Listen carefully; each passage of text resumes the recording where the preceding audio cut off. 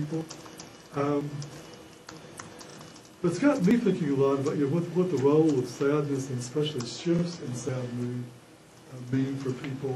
And if you actually start with mood congruence, when I first started reading emotion theory, one of the things that intrigued me is that emotion theorists are pretty good at explaining why they think people get angry and anxious and maybe even happy. And most of them kind of fall apart talking about why people ever get sad.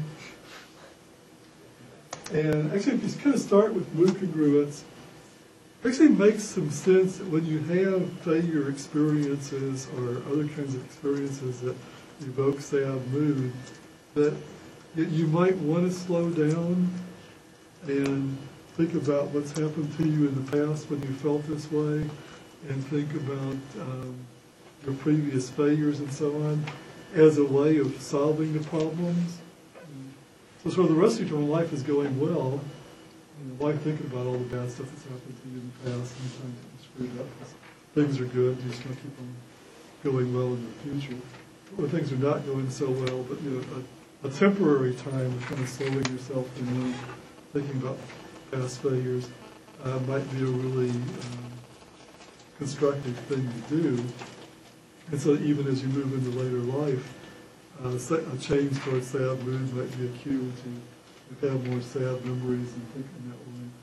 And as is true of a lot of our thinking about connections between normal emotions and clinically significant disorders, the real question probably comes up is why do some people not pop out of that process?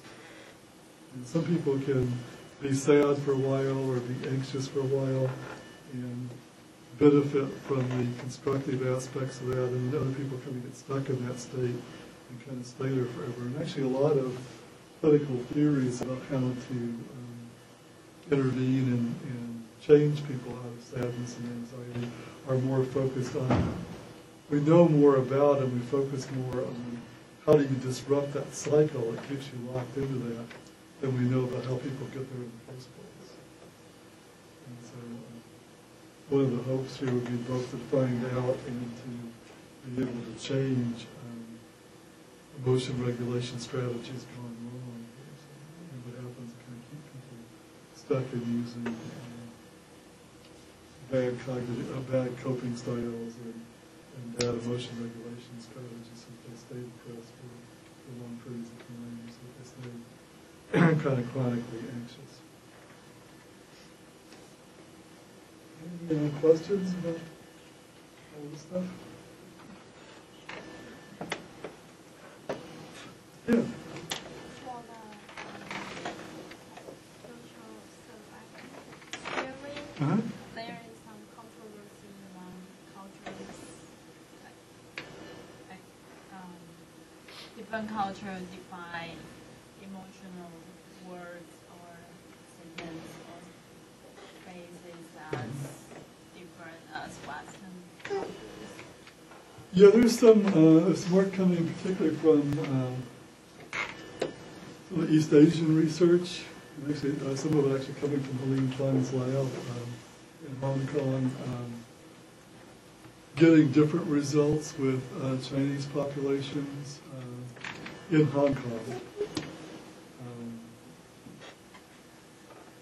Typically, the results have been more similar with Chinese American people in the States, so it seems like the effects shift pretty quickly. Although I don't know that anybody's actually explicitly looked at like first generation immigrants, which would be an interesting point to take a look at and see how acculturated you have to be before these things shift. When have these tests been done? In the past 10 years since? Past 5. So it's since the change. So it's after the change from the 1990s. Yeah, although she did some stuff about the future time perspective with her hand over Hong Kong. Really got some of the selectivity results with that changes in terms of the time limitation that affects the media. As I recall, I mean, if you know this stuff better, feel free to say all of this, but as I recall, they're certainly finding more of the complexity sort of stuff with people in East Asian cultures having higher level of focus on and tolerance for complex emotional experience, positive and negative, at the same time. And I think also some difference, not finding negative emotion to be negative, or not having the same kind of response to negative emotional, what we think of as negative emotional stimuli. That's what sticks in my mind. I'm less clear-cut about that. I think they're arguing Eastern Asian cultures tend to focus more on negative, I mean, both on negative and positive backgrounds rather than just positive. They should. For all the adults. I think they would do much better with the kind of the blending of negative and positive emotions, for sure. And as is run through a lot of the cross-cultural work, the contextualization of the experience, I think, tends to get better. So would it be more of a growth of the poignancy? I'm hesitating a little bit on the growth part. You should see Well, more poignancy. more depth. More poignancy, for sure. I don't remember whether it's related to age or not. But if you want to follow this stuff up, Fung, F-U-N-G, Fung would be a good person to check. And then more on the stuff done in this country, Jeannie Tsai, T-S-A-I, has done a lot of stuff looking at Chinese American, young and old in the U.S. Yeah. I feel like I know you've been talking about it the whole time, but when you talk about cognitive processes like emotion, if you talking about, I mean, what do you? I mean, I know we've been talking about the whole class, but like I look at that sentence, you know, as a cue for the infusion of emotion into cognitive processes, and I'm not sure I know exactly what that means. Now that you mention it, it's a bullet point I probably should have taken out. Oh yeah, because to me it means like thinking, and then I'm well, no, it does. A more general way of talking about mood, kind of the combination of mood congruence and attentional bias to threat, and all of these ways that emotion affects thinking, is to talk about affect infusion, or the infusion of emotion into thinking processes. So that's the latter part of the sentence. It's just a more general way of talking about these more specific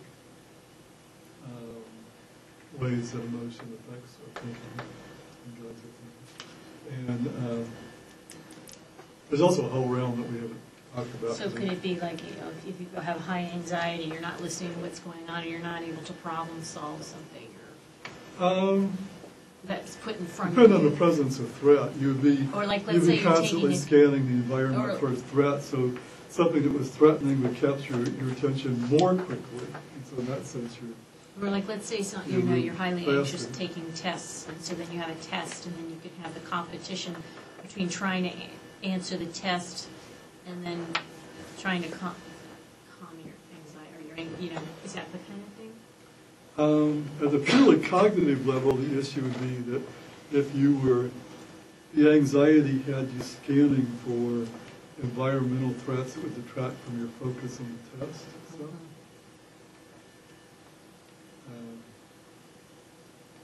and in general, with both anxiety and depression, there tends to be an increase in kind of self-focused attention, so to make people actually got to get more focused on their thoughts, feelings, and physical states, as opposed to, and that takes up working memory space, is another way of thinking about it. It would apply to like the test kind of situation.